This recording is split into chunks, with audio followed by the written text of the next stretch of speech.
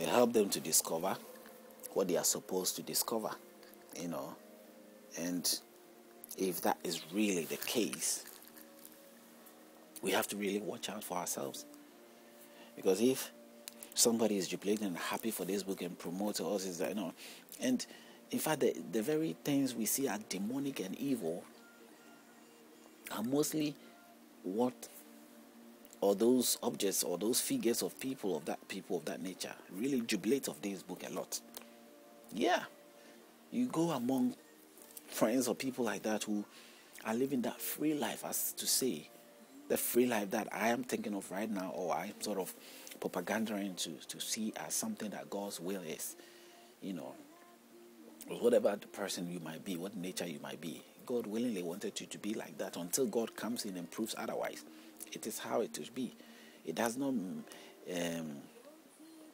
encourage peaceful things, because people are very horrible. People are very, very horrible in so many senses that it's very dangerous to encourage their ways. And if they get encouraged in certain ways, you're risking your life more. And that is the main reason why we are a bit careful. But if we are relating it to God and all that, then I'll say we have to live it that way. With the religious people will not see it that way. They thought, no, that is not it. You can't just live things that way. That is in the humanist way of approaching it. Yes, it is right. We can't live things that way. We have to protect ourselves. We have to do anything that our senses and the common sense tells us to do to keep ourselves safe and well. But it is wrong for us to attribute things to God unnecessarily, things that has everything to pertaining to the human, human own work or human effort of what application in practice. Why should it be linked to God? So let's be very careful about these things.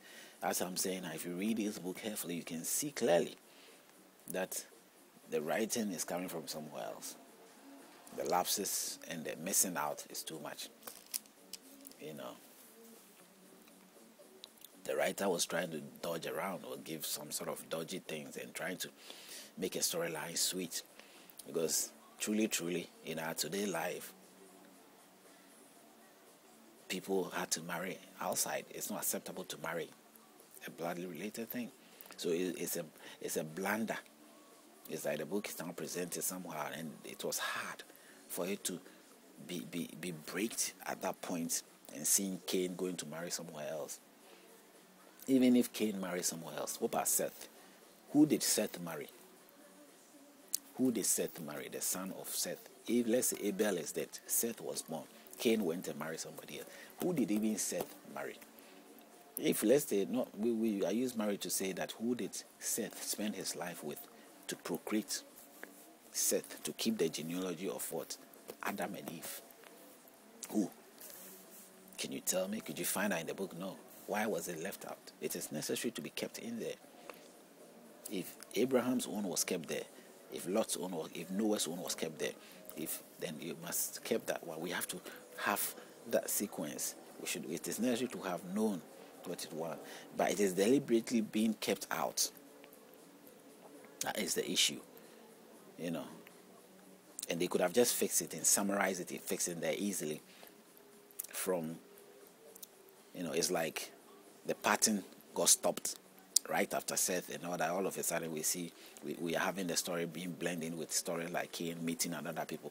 Is there no shame in the Christian presentation if this story was turning, the way the story turns around and began to present a picture of Cain ended up marrying an outsider, Seth also, how did he? It's a bit shame that we cannot have the storyline intact. We cannot have a straightforward presentation. It's not because you are a liar or you are no. It's like the book is making you present yourself as a liar. The book is presenting yourself not to be so honest. So you are not honest even by presenting your book and by yourself also. So naturally, you have adapted these things through your religion. You have adapted lies naturally from there, which the book also tells you that it is wrong. You have adapted so many things.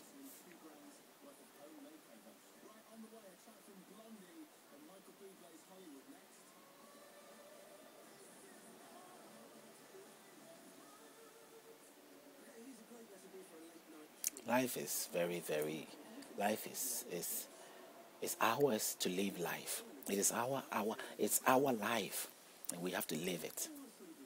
You know, it's ours as far as we know, until something else comes to tell us that it's not ours. And would you stand there for another person to tell you that your life is not your life? Sometimes even your own parents, you get upset, you get worried. Why would my parents tell me my life is not my life? Especially when you get to a certain stage that they feel that they can't just let go. They have to, intervene in certain ways because you still haven't got experience.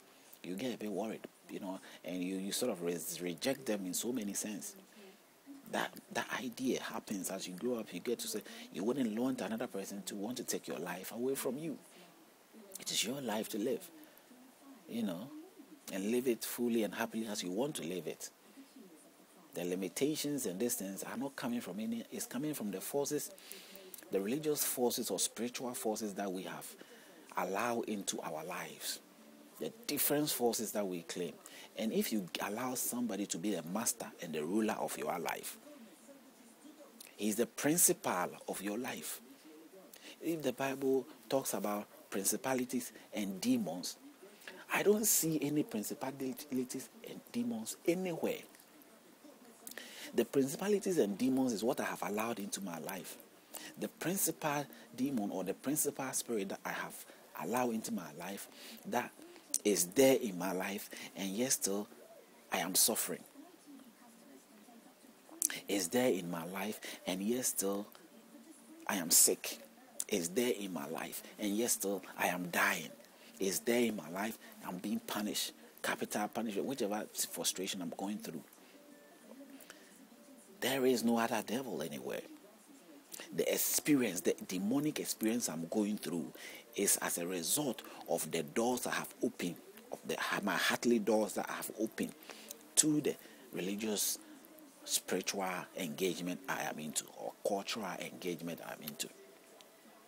Some people are more into cultural, spiritual engagements, and if you go to so many places in the Africans, the kings, they all have their cultural way of doing their religious approach. Which at the end of the day, you have to kill a fowl, do sacrifices, just like it is with the Christians at that time, or the Jewish worship at that time. Today, we see it differently. We've made more a human sacrifice as the only thing that breaks the curse of sin. So if this really is the issue, we have to, when we think about it, when I'm thinking about it, this is along this line is what I am thinking. God must be seen as God. How do we do that? We have to make sure that at the end of the day, we analyze things very carefully. If just a group of fellowship have spoken certain words, or some books, I have found some books make certain statement, it doesn't matter where the statement has necessarily come from. The content of the statement, how do you relate it to your life? What else can you point finger at? I'm looking, because the book, I'm a Christian, I am bound to the ways of Christianity.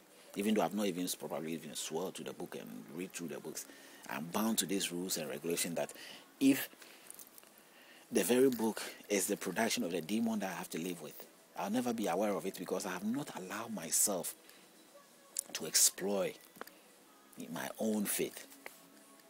And let me tell you, until a man decided to go up there to the sky, he would never have been able to verify or prove anywhere he found the idea that the world we live in was round.